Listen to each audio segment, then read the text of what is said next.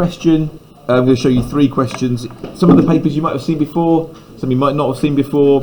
I deliberately picked out questions which I think people might stumble on, and I know from having marked questions like this in the past that people would slip up. So I'm going to get you just to spend a couple of minutes talking about it. You don't have to write it down if you don't want to. You can if you want to. I don't mind. But think about how you're going to get those top 2 marks, and then how we're going to get those 6 marks for the next question. All right, let's get started. Okay.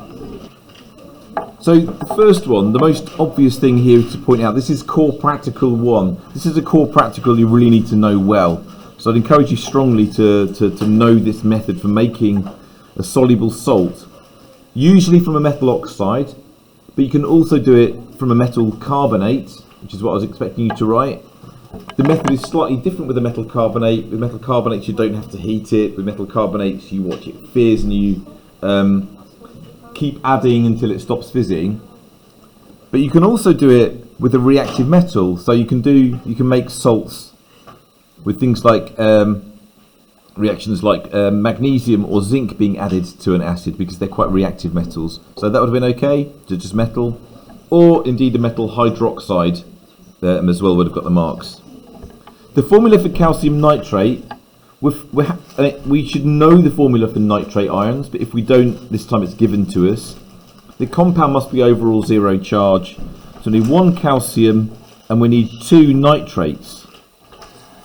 And we show we've got 2 nitrates by putting it in brackets and 2. I think from what I was listening into, you probably got that largely right.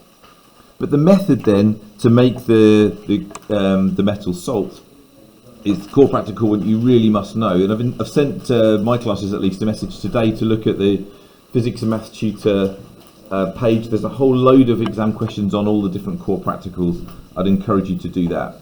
So the key things we need here are adding magnesium oxide. It does say to use magnesium sulfate, or to make magnesium sulfate.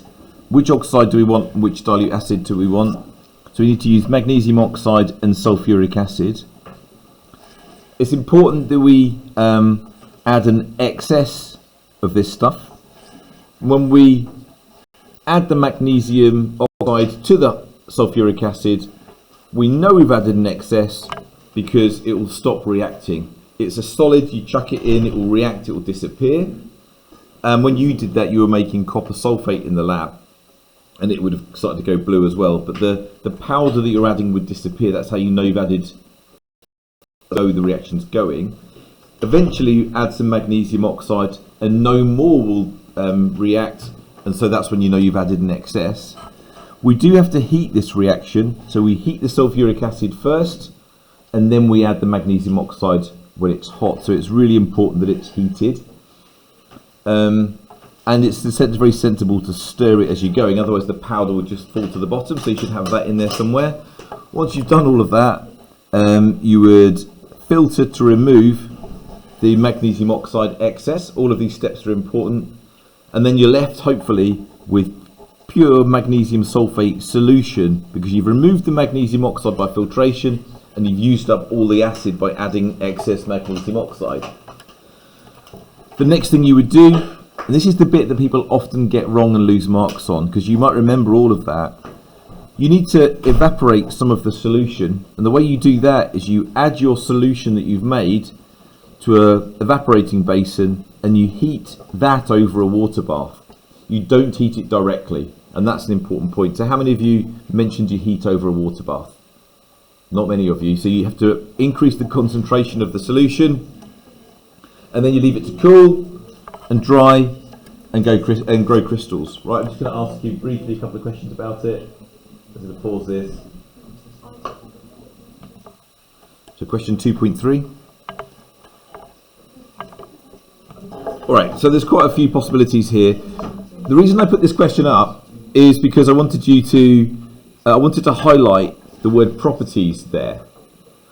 When we talk about properties, we usually talk either about chemical properties or about physical properties. Chemical properties is how does it react, what does it react with. Physical properties are things like melting point and conductivity. You be clear about the difference between those two things. If you weren't confident about that, make a note to yourself to look up the difference between physical and chemical properties later on. But in this particular example, iron being a transition metal has a higher melting point, more dense, harder, stronger, it's less reactive. All of those things are common for transition metals. So higher melting point, more dense, harder, stronger, less reactive. Also, you might remember that transition metals make good catalysts, and they also form coloured compounds. There's lots of things you could have put there. How many did you get? Show me fingers. How many you got? Yeah, got quite a few. Good. That's all right. That's all right then. Quite an easy one. And the next question I want you to do is question 2.5. So while you're doing question 2.5 again, don't forget to shout at me anything you want me to go through quickly. Okay, atom economy is the maths of atom economy is dead simple, but because of issues around calculating chemical yield, people get muddled up between atom economy and percentage yield. The atom economy question comes up most years, and it's usually worth 3 marks, so it's definitely worth getting your head around this pretty simple idea. So atom economy is a way of it's nothing to do with the actual reaction, but it's an analysis of the balanced equation. The thing we're trying to make here is nickel, right? So the desired product, the thing we can make profit from selling it, is nickel, and the it's a measure really of how much of the products we've made are things that we can sell, and how much is waste material. So what we do is we add up the mass of the products. If there was a number in front of them, I would add them together twice. So if there was 2 Ni, I'd do 59 and 59. But the atomic mass of nickel is 59. That's my desired product, so I'm going to put that there. And then we divide that by the total mass of all of the reactants or all of the products. They will add up to the same thing, so it doesn't matter which one you do. If you add together 59 and 12 and 16 for the oxygen, it comes to 87. So it's 59 over 87, and it's percentage, so we times by 100, and that would come to 67.8. And guaranteed in every single physics, chemistry and biology paper, it will tell you to do something to a certain number of sig figs, and you've got to look out for that, mark it, and it doesn't matter what maths you do there, give an answer to 3 sig figs and you can get a mark, as long as it's an appropriate attempt. Can we have a go then, please? Next one we're going to do is actually this one. This is quite a quick one, but definitely worth doing. So let's have a look at this question here, please. So to get a current in a cell, you need 2 different metals, and you need some sort of solution which contains electrolytes. So it will be a salt solution, for example. So we've got free-flowing ions. So we've got to have 2 different metals, so it can't be the top one because you've got copper and copper. It can't be the second one because we've got zinc and zinc. It could be one of these 2. It can't be the bottom one because you've got water there, and you have to have a solution that can conduct electricity. So C was the correct answer. Well done. And I thought these couple of questions were, again, quite quick, but quite difficult. People didn't do well on them, so have a little look at that and get back to me in 30 seconds. I think this is surprisingly hard, but surprisingly easy as well when you see the mark scheme. So the whole idea is that something is used up, a reactant is used up. That's all you had to say. You could have said the reaction stops, a reactant's used up, or you could have said the electrode is used up, the ions are used up, the metal is used up, the alkali is used up, the electrolytes used up, something like that. Any of those things were accepted as answers, even though some of them are a little bit sketchy in terms of their accuracy. It doesn't matter. And why can they not be recharged? And that's simply a case of rechargeable. What you need to know about rechargeable batteries is they are reversible reactions. Ones that can't be recharged are non-reversible reactions. That's literally it. I thought question 3.5 here was worth a look.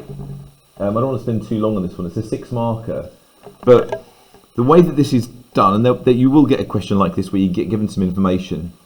So can you take a look at this one and think, all right, it says here to use table 1, so you're probably going to get half the marks for simply referring to the information in the table, and half the marks are going to be talking about stuff that you know about hydrogen fuel cells and rechargeable batteries. And it might well be that they're a bit sketchy on this stuff, so it's a good thing to look at. I'm not going to spend a full 6 minutes on it, but just a couple for you to brainstorm, and then I'll go through them. So I could hear you saying lots of sensible things from the table. So I don't know, they're fairly obvious. You can say that it doesn't take as long for a hydrogen fuel cell to be recharged, right? You need to say that though, even though it's blinking obvious, you have to say it. A fuel cell has a greater range. That's obvious, and it's there. Lithium ions use energy more efficiently. You can see that again from the table. They're cheaper. The lithium ion ones also are less expensive to recharge as well. So all that's from the table, and that will get you a big old chunk of the mark. So don't be afraid of just saying some stuff that's obvious, because unless you write it down, the examiner doesn't know that you know it, right? And that's the kind of message I'm trying to do here. The things you should know on top of that, though, are that hydrogen is not a gas you find in the atmosphere. So you have to produce it, and that is an issue with hydrogen. And there usually is a requirement for a lot of electricity to be used to make hydrogen. Lithium-ion batteries can catch fire. One advantage of hydrogen fuel cells, you should know, is that they only produce water as a byproduct. There are no pollutants, but there are toxic chemicals that you might have to get rid of at the end. I've said some of that. The storage of hydrogen can be an issue. It takes up a lot of space. It's a gas, so you have to compress it, and so you have to store it, and it's highly flammable, and that can be difficult.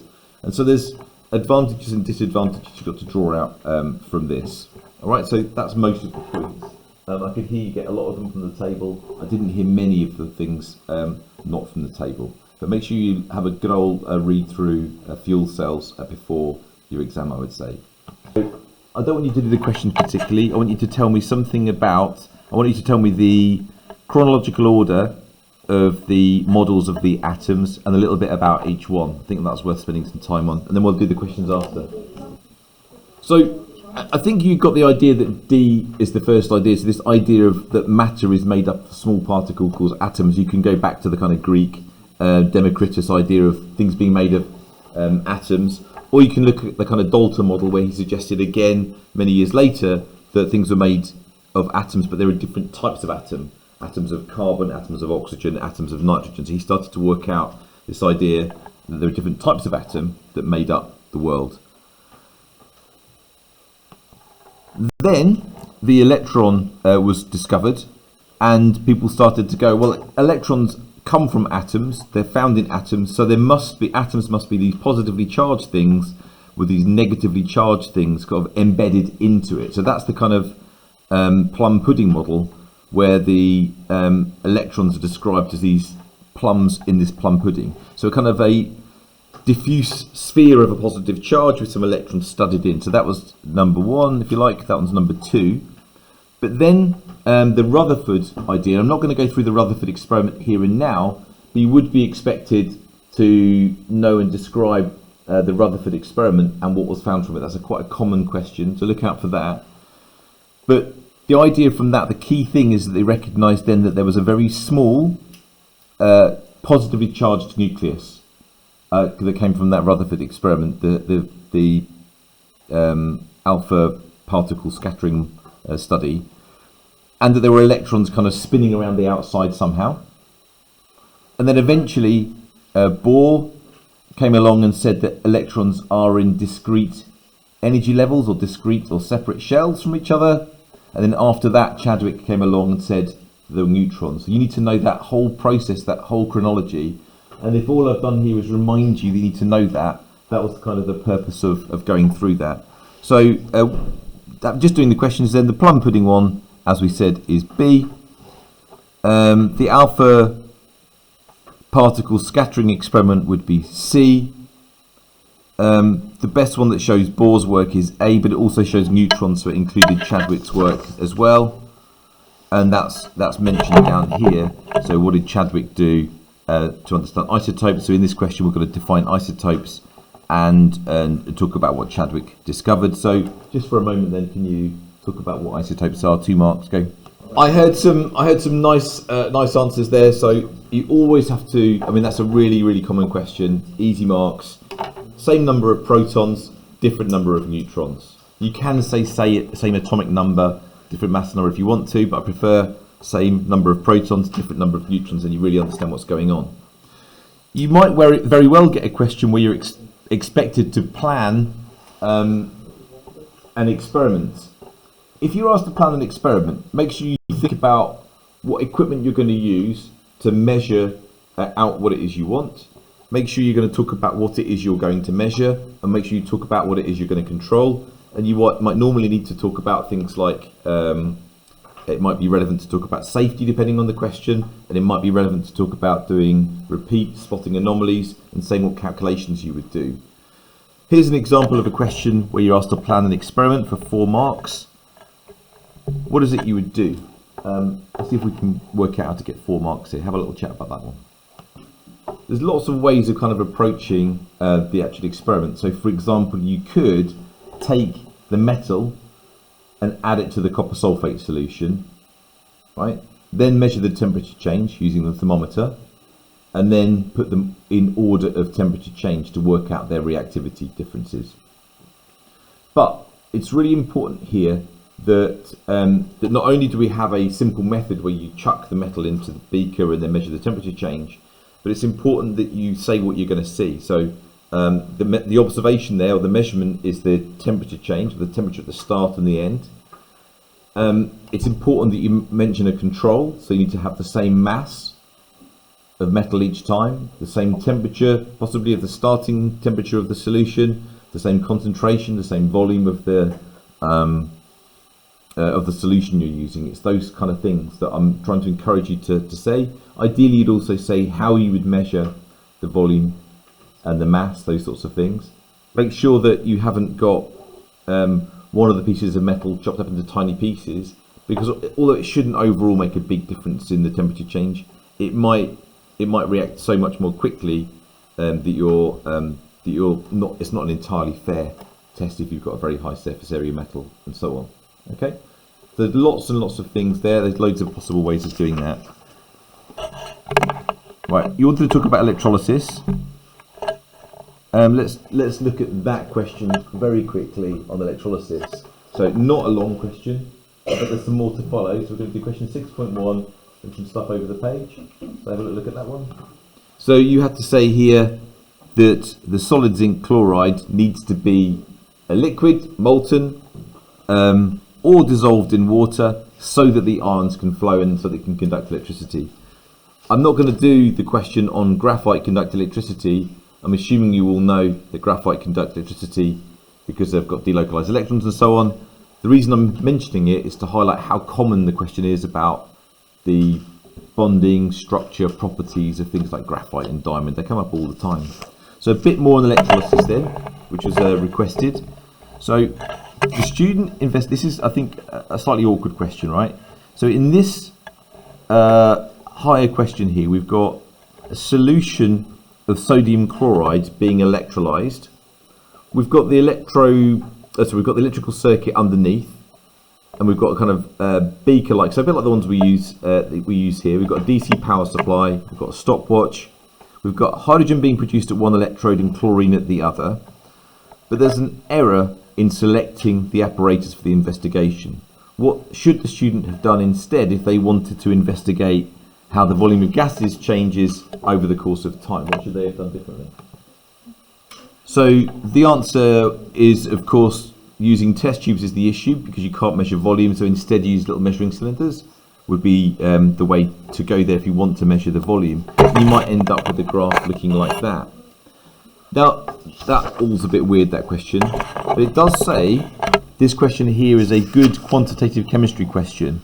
So it says calculate the number of moles of chlorine collected after 20 minutes. So we're going to look at the graph, work out in moles the number of moles of chlorine after 20 minutes. So let's look at that together. I'll put the graph hopefully somewhere you can see it. Can you see all of that together? So how many moles of chlorine are there after 20 minutes? Even if you don't know how to do that, so if you can pick up marks, what would you do? I think, I'll check the mark scheme in a minute, but it looks like to me that that's 6.6 centimetres cubed, produced at that time point, right? So look out for something like that. Just read it off carefully, make sure you look at the axes carefully, make sure you look at the units carefully, and don't be afraid to write down easy things to get the marks. The next part of it though is the bit that people generally struggle with. Are we okay, lads? You're right. Now, the thing that people always forget is how to turn volumes of gases into moles. It's much, much easier than people usually think. If there's a law called Avogadro's law, which says that any gas, it doesn't matter what gas it is, there's this kind of idea of a molar volume of a gas. In other words, 1 mole of any gas has a fixed volume, provided you've got a fixed temperature and pressure. And at the temperature and pressure they're using, we're told that it's 24 decimeters cubed is 1 mole. So all we've got to do is to work out what fraction of 24 decimeters cubed this number is. So do 6.6 centimeters cubed divided by 24. But there's an issue there, isn't there? And that's because I've got a value in centimeters cubed, and they love this sort of thing, which is why it's worth 3 marks. And this is in decimeters cubed. You're expected to know that a decimeter cubed is 1,000 centimeters cubed. So it's 6.6 divided by 24,000 to work out the number of moles there. And then look, it does tell you to give your answer in standard form. I don't have my calculator on me, so you know how to use standard form. You're pretty good at that on the whole. So make sure you give an answer in standard form there. So 6.6 divided by 24,000. No need to use mass over MR. No need to use volume times concentration over 1,000. All right. Next one, 7.4, another calculation one. We haven't done any of this stuff in these sessions. So can you work out, please, if you can, the bond energy of CBr using that? Have a go at that question, and I'll help you go through it in a sec. So, just as a reminder, energy profile diagrams look something like this, okay? So just, again, so if you remember, energy profile diagrams look like that. This is what an exothermic one looks like. You have energy on the vertical axis there, reactants turning into products. Now the graph here is showing the process of the reaction taking place, or the energy changes during that reaction more correctly. That upward process there is the first stage, and that's the bonds in the reaction, bonds in the reactants breaking up. So in other words, this and this and this and this bond breaking and that bond breaking. It's kind of a good way to think of it. So we tot up those numbers, and then the downward stage, that part of the process, is the new bonds forming. So there's a good chance to remind you that bond breaking goes upwards. Bond breaking therefore is endothermic, requires energy, and slightly more surprisingly, bond forming is exothermic, it releases energy, and that's usually something that people get wrong actually.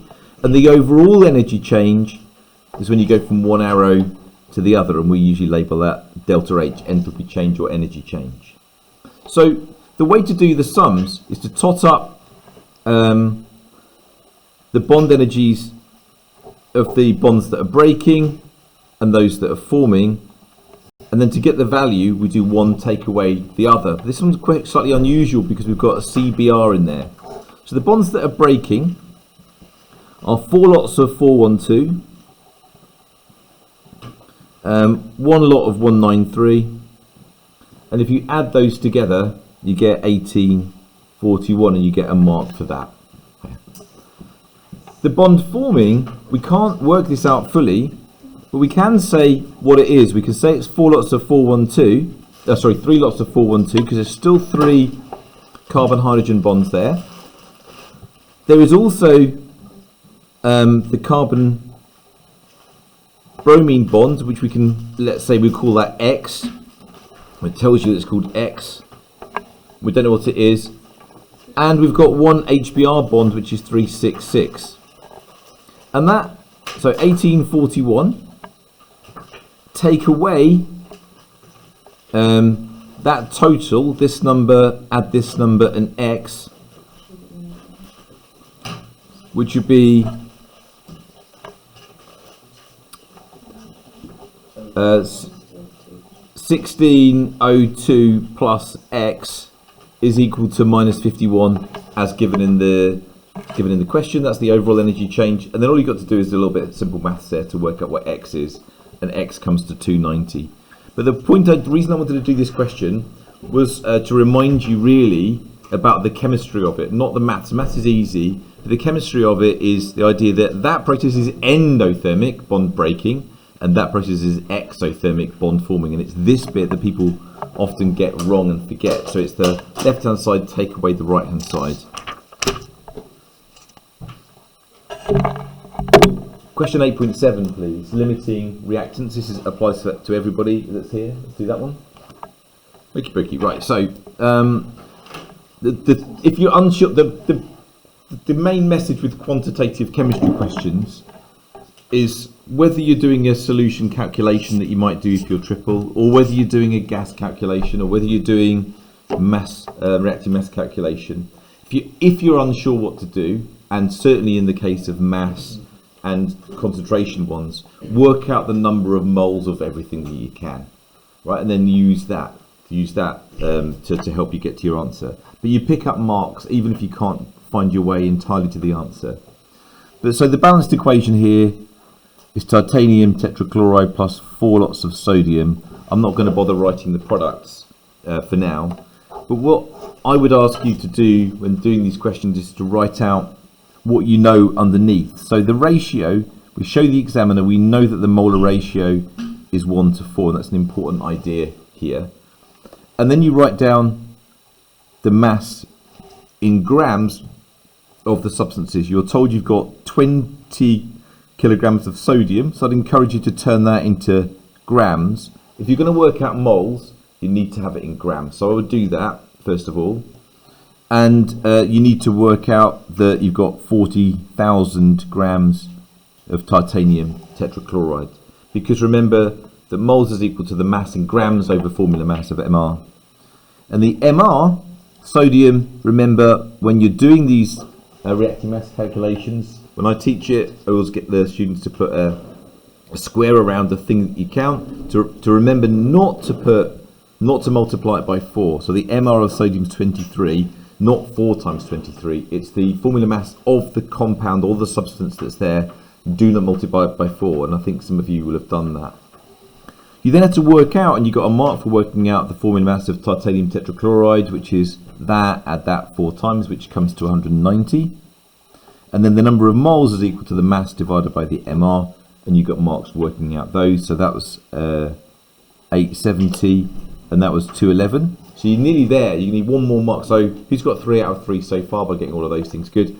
The way then we show that this titanium tetrachloride is limiting is that it's a 1 to 4 ratio. So